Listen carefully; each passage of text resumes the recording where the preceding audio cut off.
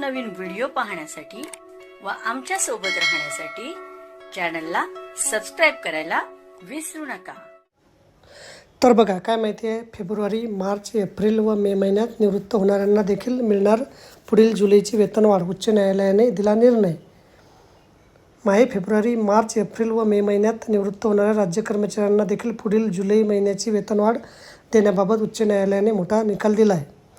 यापूर्वी राज्य सरकारच्या निर्णयानुसार 31 डिसेंबर रोजी निवृत्त होणाऱ्या राज्य सरकारी कर्मचाऱ्यांना जानेवारीची पुढील वेतनवाढ देण्यात येत आहे। तर 30 जून रोजी निवृत्त होणाऱ्या राज्य कर्मचाऱ्यांना जुलैची पुढील काल्पनिक वेतनवाढ अनुदेय आहे।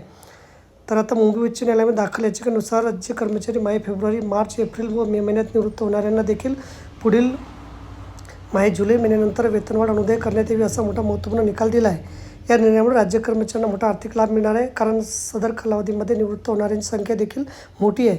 तर एक वेतनवाढ लागू झाल्यास वेतनमध्ये देखील एक मोठा लाभ मिळेल। तर बघा, अशा प्रकारे अत्यंत महत्त्वाची माहिती आपल्याला समजली असेल। व्हिडिओसुद्धा आवडल्यास लाईक करा आणि चॅनल विसरू नका।